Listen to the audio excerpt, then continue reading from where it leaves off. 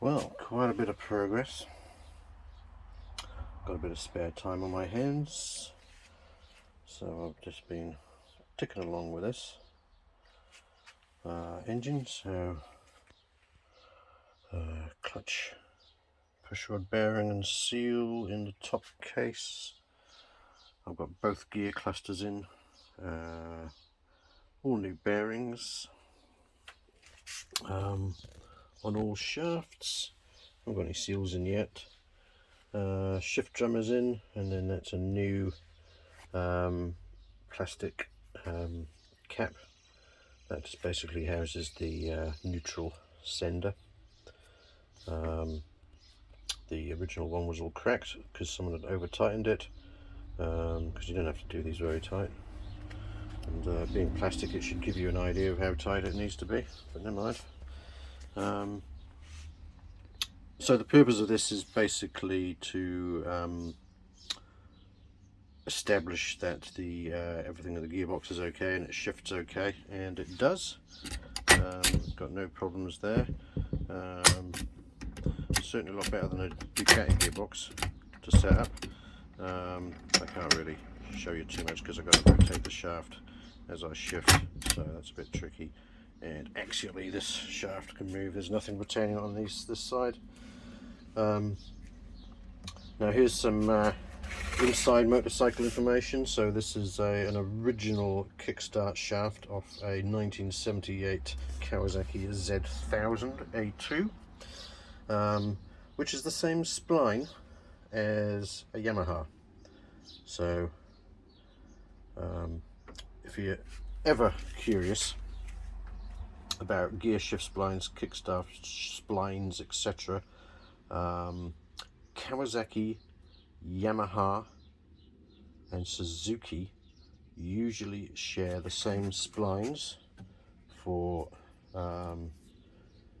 just involute splines like this, just for gear shafts, kickstarts, etc.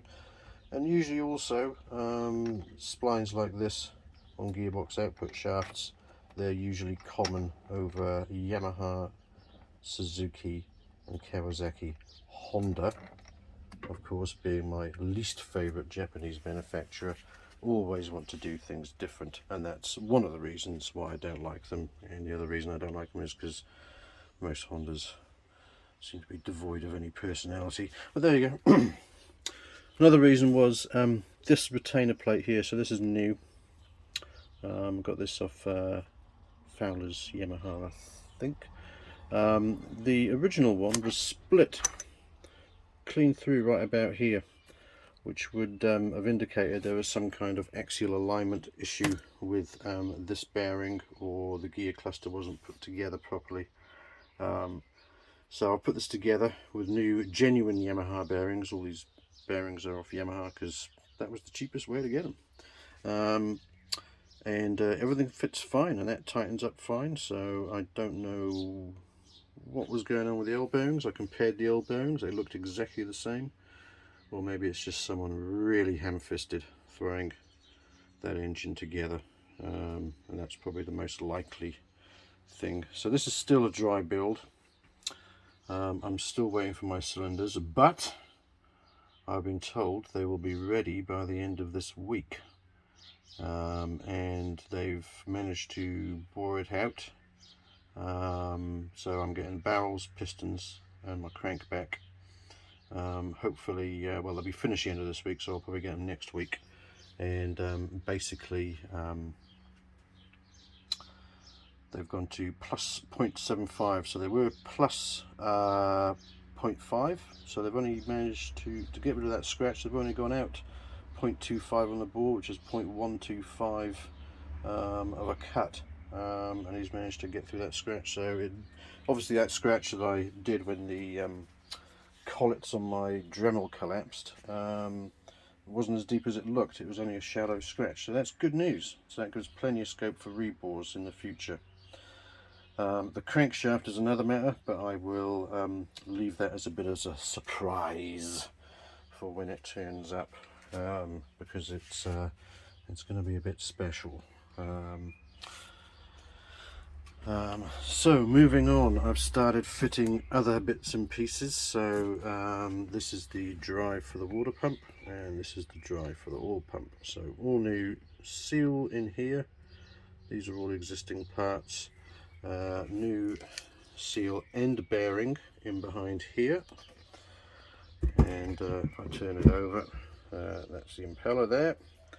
So I'm just now going to bang the new gasket and my cover. This is the original cover, but it's just had the good old wire brush treatment and it's cleaned up all right.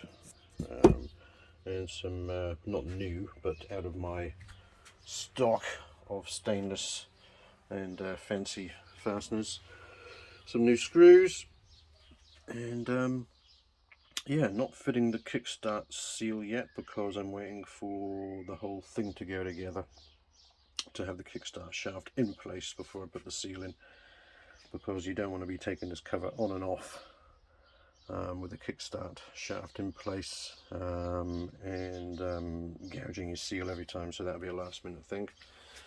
On a side note, I told you I'd forget, and I have forgotten, and I've forgotten to order the new seal for the kickstart, the gear change lever, but I think that's an off-the-shelf thing, so I'll probably be able to pick one of those up for a couple of quid.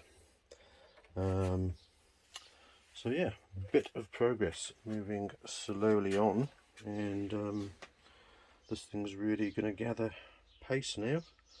Once I get my barrels and my crank back, it'll be full steam ahead, and the engine will be pretty much complete.